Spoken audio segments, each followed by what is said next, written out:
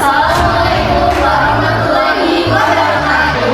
Teman-teman, jadi di sini kami akan menjelaskan materi terkait pengaturan penempatan tenaga kerja dalam hukum ketenaga kerjaan.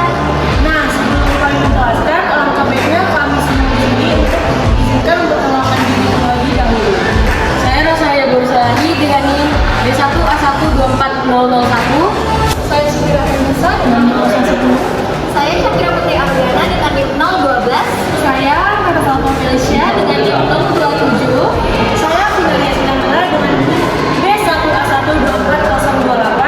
Saya Indra dengan NIM 045. Kami dari Universitas Jambi, Fakultas Hukum, Prodi Ilmu kelas A. Simak baik-baik ya.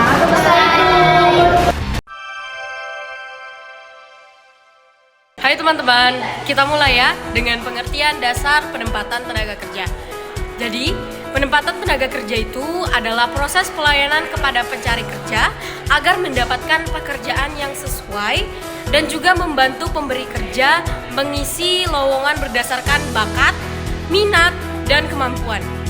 Ini diatur dalam Undang-Undang Nomor 13 Tahun 2003. Betul yang dibilang Rosa tadi, penempatan tenaga kerja ini sesungguhnya bagian dari pembangunan ketenaga kerjaan. Tujuannya supaya tenaga kerja bisa ditempatkan pada posisi yang tepat sesuai keahlian dan keterampilan mereka agar produktivitas maksimal. Nah, ada beberapa asas yang harus ditaati dalam penempatan tenaga kerja. Yang pertama, asas terbuka. Artinya, informasi tentang pekerjaan harus jelas termasuk jenis pekerjaan berdasarkan upah dan jam kerja. Yang kedua, asas bebas yang memberikan kebebasan kepada pencari kerja dan pemberi kerja dalam memilih. Oke, lanjut ya. Jadi asas ketiga adalah asas objektif. Ini tuh berarti pekerjaan harus ditawarkan sesuai kemampuan pencari kerja dan persyaratan jabatan juga.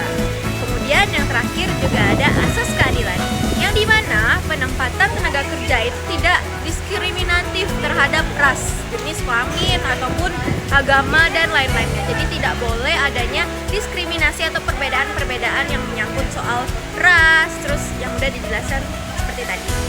Kalau bicara sistem penempatan, secara umum ada 3. Pertama, antar kerja lokal atau AKL, yang artinya penempatan tenaga kerja dalam satu wilayah kabupaten atau kota. Kedua, antar kerja daerah atau AKD, untuk penempatan antar kabupaten atau kota dalam satu provinsi atau antar provinsi. Ketiga, antar kerja antar negara atau AKAN, yaitu penempatan tenaga kerja Indonesia bekerja di luar negeri. Khusus untuk penempatan tenaga kerja luar negeri atau PMI, kita kenal dengan Undang-Undang Nomor 18 Tahun 2017 yang menggantikan undang-undang sebelumnya. Undang-undang ini juga mengubah istilah dari TKI menjadi PMI untuk menunjukkan pendekatan yang lebih manusiawi. Prinsip penempatan PMI antara lain adalah keterpaduan kebijakan, persamaan hak tanpa diskriminasi, penghormatan hak asasi manusia, dan kesetaraan gender. Selain prinsipnya, penting juga untuk mengetahui bahwa perlindungan PMI diberikan dalam 3 tahap: sebelum bekerja, selama bekerja, dan setelah bekerja. Misalnya, sebelum berangkat ada registrasi, pelatihan, dan pemenuhan dokumen. Selama bekerja, PMI mendapatkan pendampingan, pemantauan, bahkan jaminan sosial. Nah, setelah bekerja, ada fasilitas kepulangan dan program reintegrasi agar mereka bisa kembali ke masyarakat dengan baik.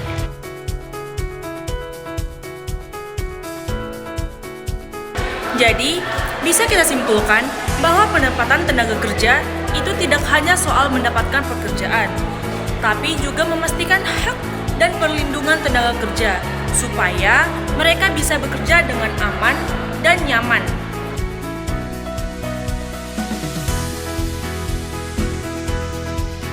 Yap, betul banget. Jadi asas terbuka, asas bebas, objektif, dan adil jadi fondasi agar proses penempatan berjalan baik dan tidak merugikan satu pihak manapun. Jadi kita harus menerapkan asas-asas yang telah disebutkan.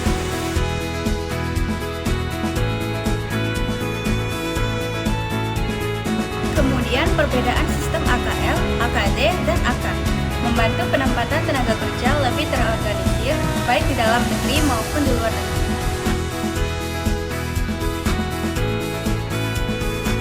Dan perlindungan terutama bagi PMI adalah wujud nyata negara menjaga hak warga negaranya yang bekerja di luar negeri agar tidak dieksploitasi dan tetap mendapat perlakuan manusiawi.